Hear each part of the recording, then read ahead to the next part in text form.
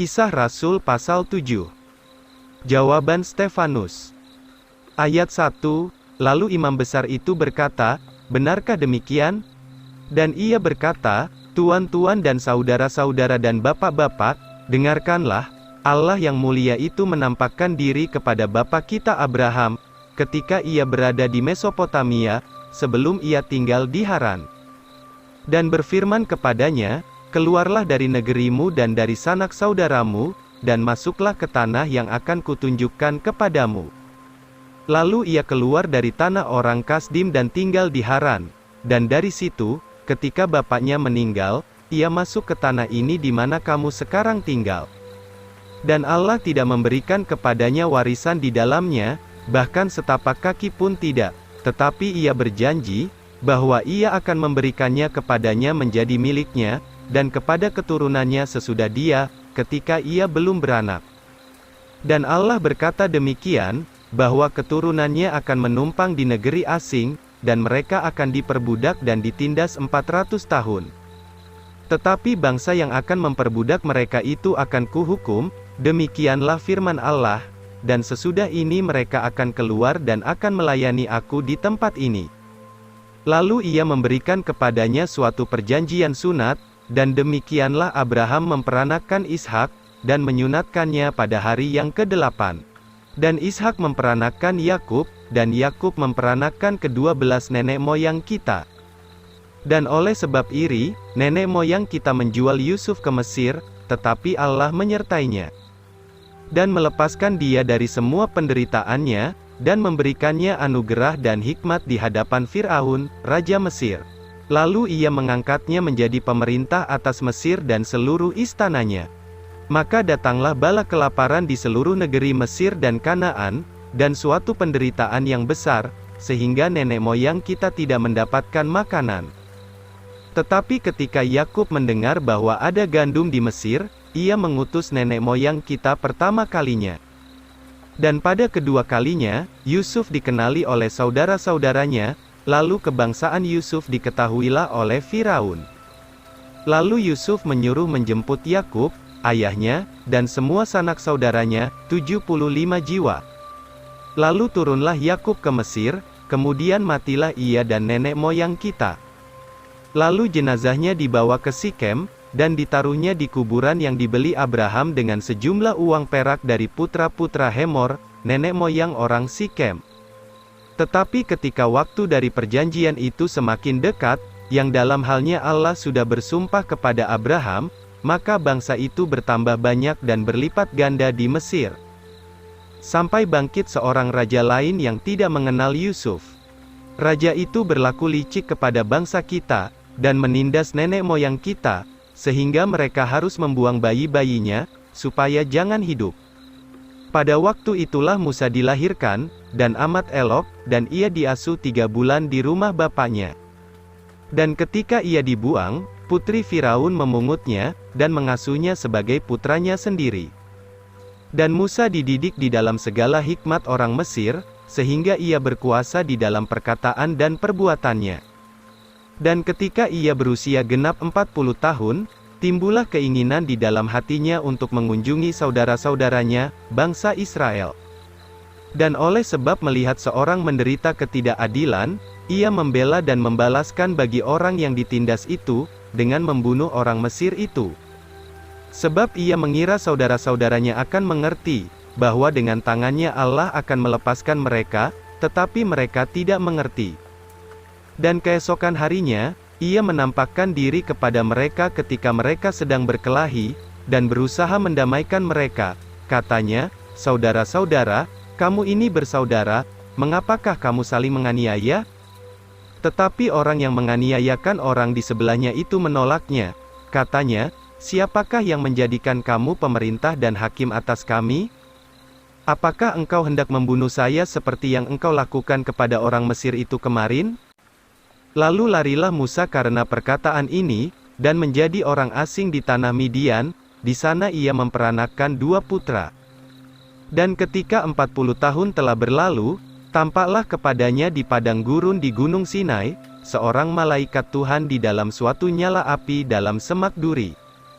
Ketika Musa melihatnya, Ia heran akan penglihatan itu, dan ketika ia mendekat untuk melihat, datanglah suara Tuhan kepadanya. Akulah Allah nenek moyangmu, Allah Abraham, Allah Ishak dan Allah Yakub. Lalu gemetarlah Musa dan tidak berani melihat. Lalu berkatalah Tuhan kepadanya, tanggalkanlah kasutmu dari kakimu, sebab tempat di mana engkau berdiri itu adalah tanah suci. Aku telah melihat penderitaan umatku yang ada di Mesir, dan aku telah mendengar keluh kesah mereka, dan aku sekarang akan turun untuk melepaskan mereka, dan sekarang marilah, aku akan mengutus engkau ke Mesir. Musa inilah yang pernah mereka tolak, katanya, siapakah yang menjadikan kamu pemerintah dan hakim? Orang yang sama inilah yang telah diutus Allah untuk menjadi pemerintah, dan pelepas dengan tangan malaikat yang menampakkan diri kepadanya di dalam semak duri. Ia membawa mereka keluar, setelah memperlihatkan tanda-tanda ajaib dan mukjizat-mukjizat di negeri Mesir, dan di Laut Merah, dan di padang gurun 40 tahun. Musa ini jugalah yang mengatakan kepada bangsa Israel, seorang nabi seperti saya, akan dibangkitkan Tuhan Allahmu bagimu dari antara saudara-saudaramu, dialah yang harus kamu dengarkan.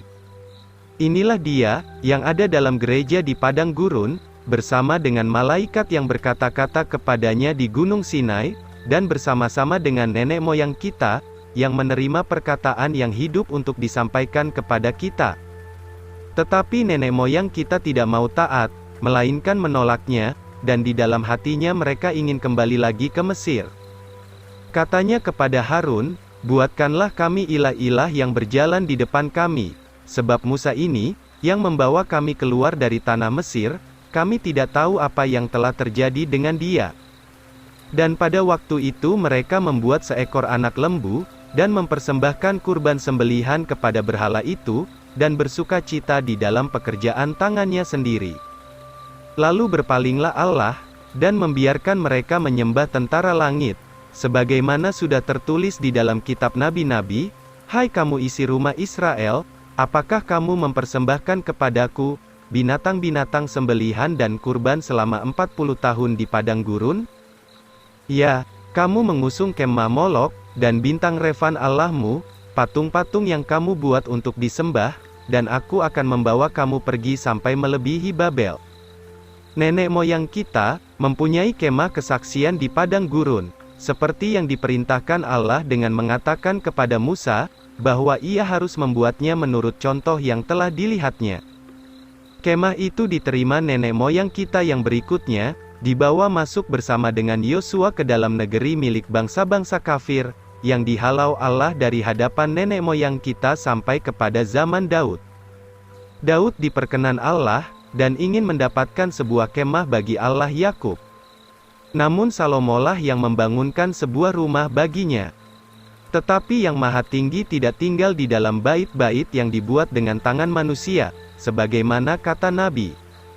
Surga adalah tahtaku, dan bumi adalah alas kakiku, rumah macam apakah yang akan kamu bangunkan bagiku, firman Tuhan, atau apakah yang akan menjadi tempat perhentianku? Bukankah tangankulah yang menjadikan semuanya ini? Hai kamu yang tegar tengkuk dan yang tidak bersunat hati dan telinga, kamu selalu melawan Roh Kudus seperti nenek moyangmu, demikian juga kamu. Nabi-nabi manakah yang tidak dianiaya oleh nenek moyangmu? Mereka itu membunuh orang-orang yang menyatakan sebelumnya, kedatangan yang esa dan benar itu, yaitu yang sekarang sudah kamu khianati dan kamu bunuh. Kamu telah menerima hukum Taurat yang telah disampaikan oleh malaikat-malaikat, tetapi kamu tidak memeliharanya. Kematian Stefanus. Ayat 54, ketika mereka mendengar hal-hal ini, teririslah hatinya, dan mereka mengertakkan gigi kepadanya. Tetapi Stefanus yang penuh dengan Roh Kudus, terus menatap ke langit, dan melihat kemuliaan Allah, dan Yesus sedang berdiri di sebelah kanan Allah. Lalu ia berkata, lihatlah, saya melihat surga terbuka, dan Putra Manusia sedang berdiri di sebelah kanan Allah Bapa. Lalu mereka berteriak dengan suara yang keras dan menutup telinganya, dan menyerbunya dengan sepakat. Dan membuang dia keluar kota, serta merajamnya. Maka saksi-saksi itu, menaruh pakaian mereka di kaki seorang pemuda yang bernama Saul. Dan mereka merajam Stefanus yang sedang berseru kepada Allah, katanya, "Tuhan Yesus, terimalah rohku." Maka ia berlutut, dan berseru dengan suara keras, "Tuhan, janganlah tanggungkan dosa ini ke atas mereka." Dan sesudah ia mengatakan hal ini, tertidurlah ia.